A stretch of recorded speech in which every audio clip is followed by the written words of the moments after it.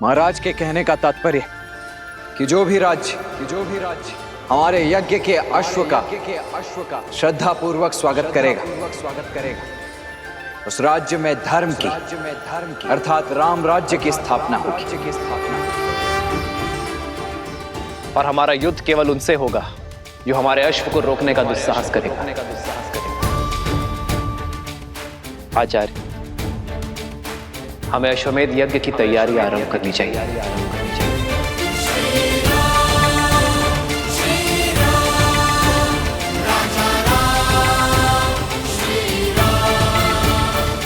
चंद्रबाहु, बानासुर, राम अश्वमेध यज्ञ कर रहा है। अश्वमेध यज्ञ अपने राम राज्य का प्रचार कर रहा है, किंतु मैं ऐसा नहीं होने दूंगा। इसलिए चंद्रबाहु, मेरे पुत्र, ऐसी युक्ति लगाओ कि राम का ध्यान भटक जाए, वो ये यज्ञ संपन्न न कर सके, और तब तक मैं बानासुर के साथ सीता को अयोध्या लाने का षड्यंत्र रचता हूं। स्मरण रहे, हारे हुए सन्यासी के लिए समाज में न तो क्षमा है और न ही स्थान। सन्यास लेकर सिया राम ने मुझे हराया था। अब मैं सन्यास की वही डाल उनसे छीन कर उन्हें मार दूंगा। उनकी गरिमा, उनका सम्मान जला दूंगा। मैं ये अश्वमेध यज्ञ कभी नहीं होने दूंगा, कभी नहीं। सिया राम!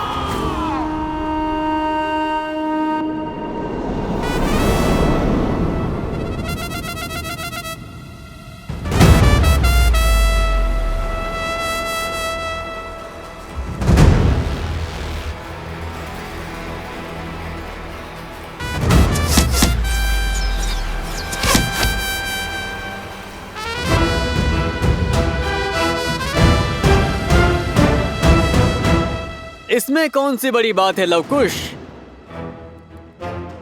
ये तो साधारण विद्यार्थी भी कर पा रहे हैं।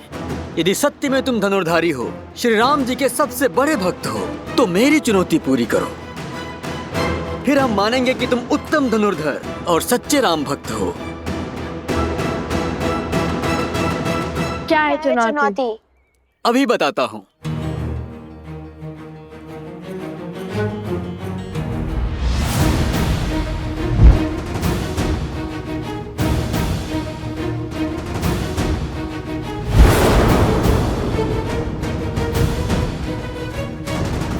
तुम्हें इन मटकों को भेदना है।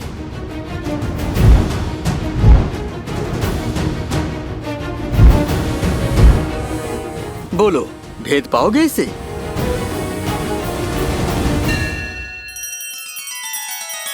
श्री रामचंद्र कृपालु भजु मन हरण भव भय दारुणम।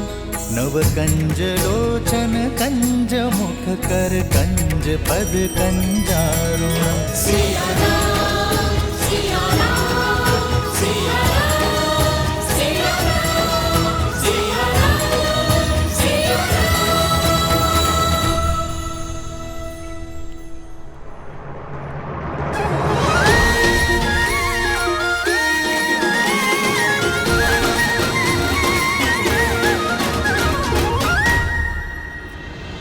इतनी सरल चुनौती, लगता है द्वेष की अग्नि धीमी पड़ने लगी है।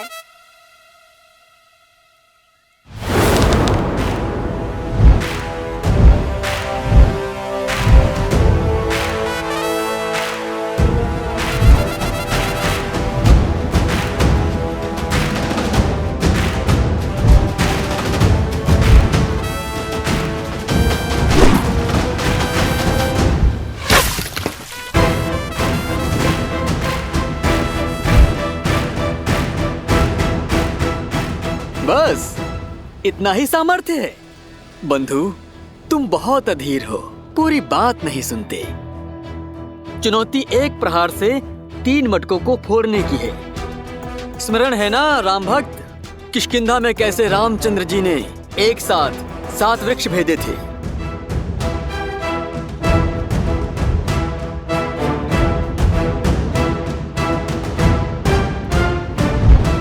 तुम भी अधीर हो, शीघ्र प्रसन्न हो जाते हो भ्राता शांडिल्य।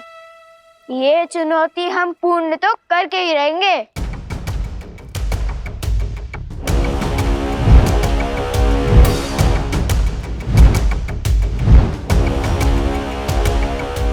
चाहिए भैया, भेज दीजिए। हाँ हाँ, भेज दीजिए मटके।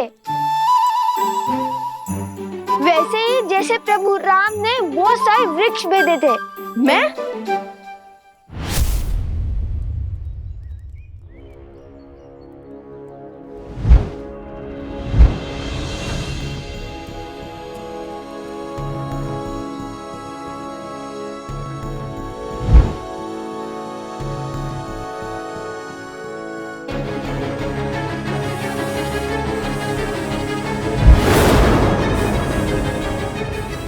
रुको रुको, वहां से नहीं, तीनों मटकों को यहाँ से भेजना है। यहाँ से, जहाँ पे मैं खड़ा हूँ, बाण यहाँ से चलाना है।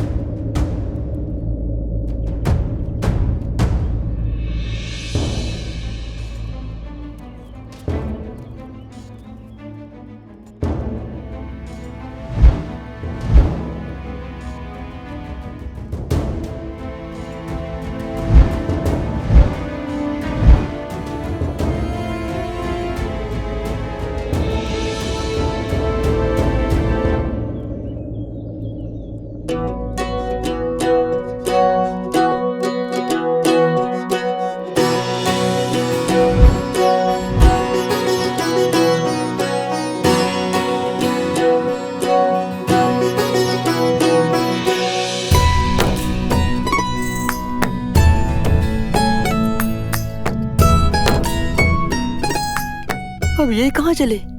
लगता है पराजय स्वीकार कर ली इसने।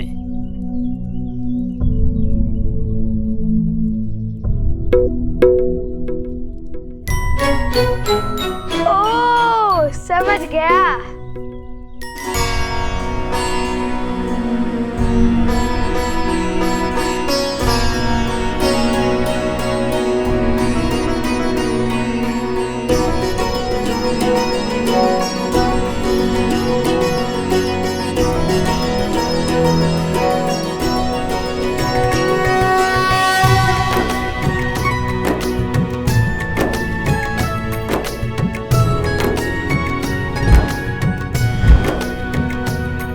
क्या देख रहे हैं भैया?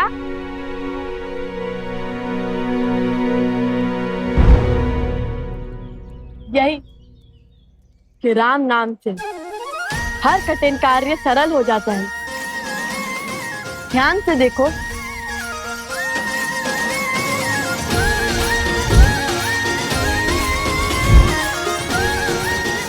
भैया अब ये 3 मटकों को अवश्य एक साथ भेदेगा। हाँ, अवश्य भेदेगा।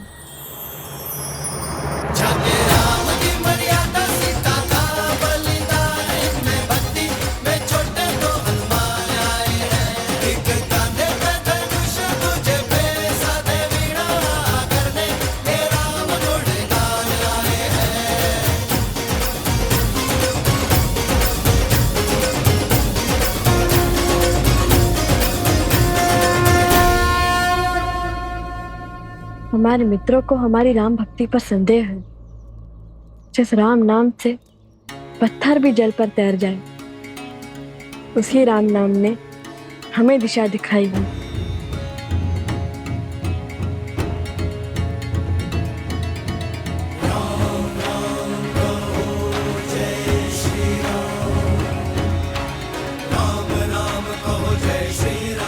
राम राम सर्वे हो रघुवर का हाथ तो हर दुविधा आसान होगी।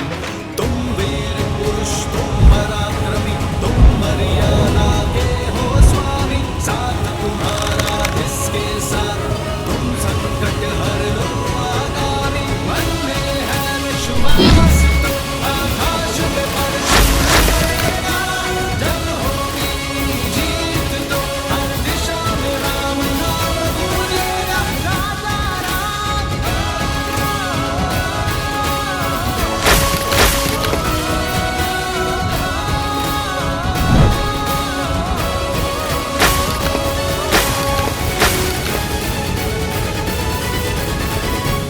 हे प्रभु।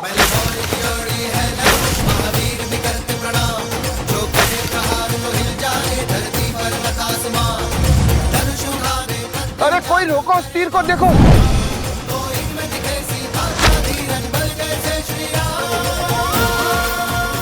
ये क्या हुआ भ्राता?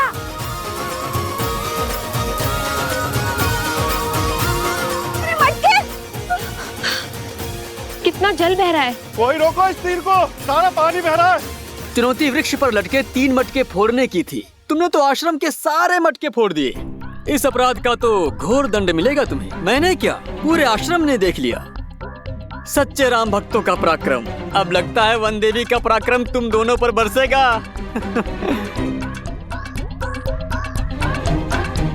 लवकुश, लो, आ गई तुम्हारी माता। अब आनंद आएगा। अब क्या उत्तर देंगे माता को?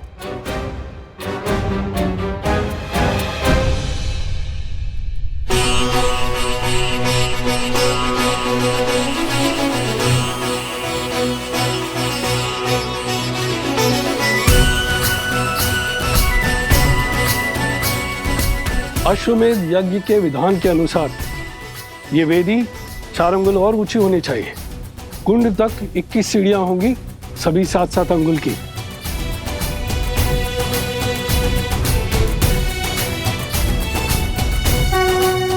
प्रणाम ऋषिवर।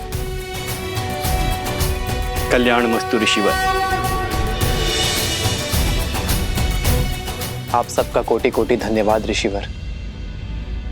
इस यज्ञ की सज्जा के लिए पधार कर आपने अयोध्या पर बहुत बड़ा उपकार किया है। यह यज्ञ कोसल राष्ट्र के लिए अत्यंत महत्वपूर्ण है। मुझे विश्वास है ऋषिवर कि आपके सामर्थ्यशील मार्गदर्शन में इस यज्ञ में कोई त्रुटि नहीं होगी, प्रत्येक कार्य विधिवत होगा। ये हमारा सौभाग्य है श्री राम। हर ओर राम राज्य का ध्वज लहराए। धर्म केवल कौशल में न रहकर सारे आर्यव्रत में विस्तार करे। इससे शुभ और कुछ नहीं हो सकता। और ये हमारी सेवा नहीं, पावन तपस्या है। इसमें भाग लेना ही स्वयं में एक तीर्थ है। मानचित्र राजन, ये यज्ञ वेदी का मानचित्र है। इसमें हर वेदी पर भगवान विष्णु के चरण चिन्ह बनाए जाएंगे।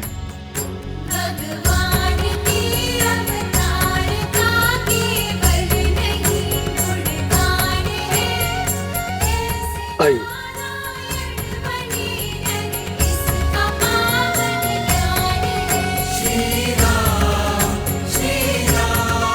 और यहाँ विराजमान होंगे यजमान अर्थात आप, और वहां आपके वामंग में महारानी का स्थान होगा।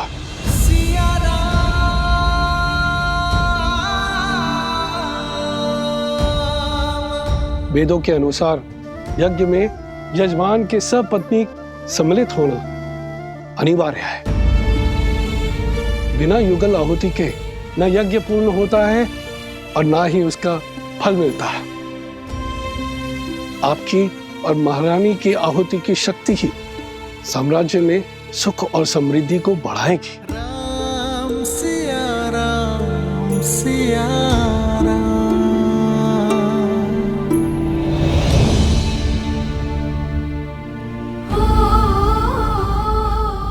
देख रही हो वन देवी, उत्पात चरण पर है।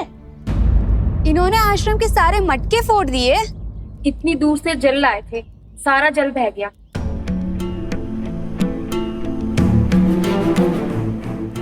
लवकुश, ये कैसी उद्दंडता है? क्यों किया तुम दोनों ने ऐसा?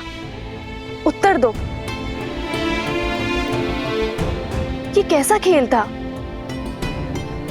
जो भी हुआ उसका उत्तरदायित्व हमारा है, परंतु ये कोई खेल नहीं था, चुनौती थी। गुरु भ्राता शांडिल्य ने कहा था। वन देवी, मैंने केवल 3 घड़े कहे थे फोड़ने के लिए, सारे नहीं। आप चाहे तो इनसे पूछ लीजिए। हाँ वन देवी, बात 3 घड़ों पर ही लक्ष्य साधने की हुई थी। लवकुश, माता वो शक्ति अधिक लग गई। तुम्हारी इस अधिक शक्ति के कारण आश्रम में एक भी बूंद जल नहीं है। अब तुम दोनों का यही दंड है कि तुम दोनों पूरी रात्रि जागकर आश्रम के परिवार वालों के लिए नदी से जल भरकर लाओगे।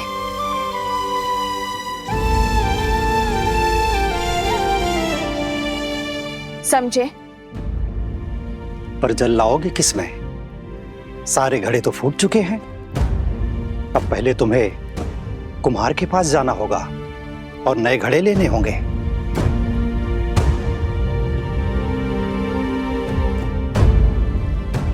जी माता।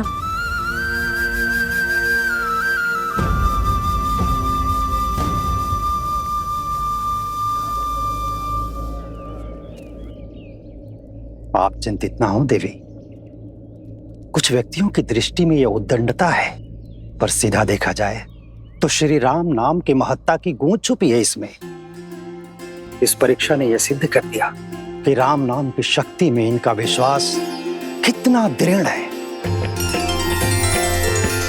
राम सिया राम जय जय राम। राम सिया राम जय जय राम।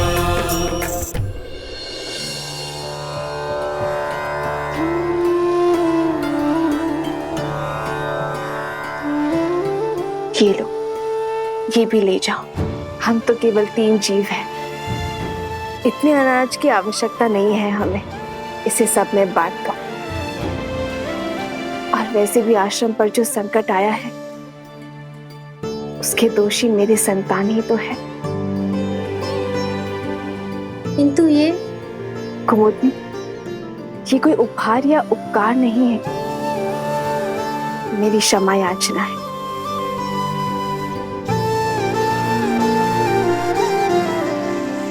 दोष तो शांडिल्य का भी था ना, उसने ही उकसाया दोनों लवकुश को, और फिर बड़े होने के नाते उसका उत्तरदायित्व भी तो अधिक है। दंड केवल लवकुश को क्यों वन देवी? नहीं कुमुदनी, शांडिल्य का दोष नहीं है। वो तो केवल अपने माता के वियोग से दुखी है। लवकुश को अपनी माता के साथ देखकर कहीं ना कहीं उसके मन में ईर्ष्या होती है, जो कदाचित उसे भी ज्ञात नहीं है। इसीलिए तो वो सदा उनके साथ स्पर्धा करता रहता है। ये लवकुश का कर्तव्य है कि वो शांडिल्य के दुख को समझे, उसे सहानुभूति दे और प्रेम से उसे अपना मित्र बनाए। एक बात कहूं वन देवी, जितनी कठोरता के साथ आप लवकुश को जीवन का पाठ पढ़ाती हैं, वैसे कोई भी माता अपनी संतान को नहीं सिखाते। आप तो उन्हें ऐसे सज्ज कर रही हैं जैसे उन्हें कहीं का राजा बनना है।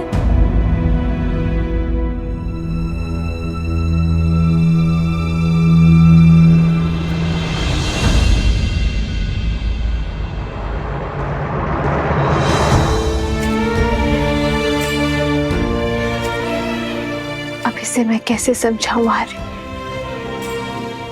कि एक रानी केवल प्रेम रूपी माता नहीं बन सकती। मेरे कंधों पर अपने पुत्रों को पिता के समरूप बनाने का भार भी तो है ना आर्य, ताकि कल को वो पूरी निष्ठा के साथ अयोध्या के सिंहासन और प्रजा के मन पर राज कर सके।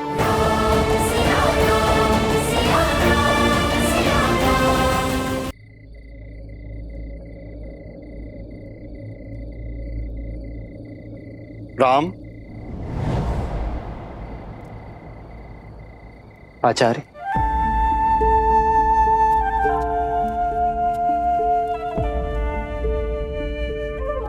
प्रणाम आचार्य। कल्याण। आचार्य, आप रुक क्यों गए? मैं अयोध्या का महाराज बाद में हूं, सबसे पहले आपका शिष्य हूं। मेरे समीप आने के लिए आपको किसी शब्द या अनुमति की आवश्यकता नहीं है। पधारिए। कई आचार्य, क्या आदेश? आपके आने का मंतव्य क्या है? विराजी। नहीं राम, तुम्हारा कर्तव्य केवल राज्य की सीमा का विस्तार ही नहीं है, तुम पर राज्य की स्थिरता, शांति, सुख और समृद्धि का भार भी है। और ये वनवासी सा जीवन इस समस्या का समाधान नहीं है वत्स। जानता हूं गुरुवर, इसलिए तो अश्वमेध यज्ञ करवा रहा हूं। यह जानते हुए भी कि बिना पत्नी के यज्ञ संपूर्ण नहीं हो सकता। राम, इस राज को एक सक्षम राजा ही नहीं, सर्वश्रेष्ठ पुत्राधिकारी भी चाहिए। यह भी तुम्हारा ही कर्तव्य है। और उसके लिए तुम्हारे साथ तुम्हारी अर्धांगिनी का होना अनिवार्य है। कहो, क्या होगा इस समस्या का समाधान? क्या दे पाओगे अयोध्या राज को उसकी महारानी?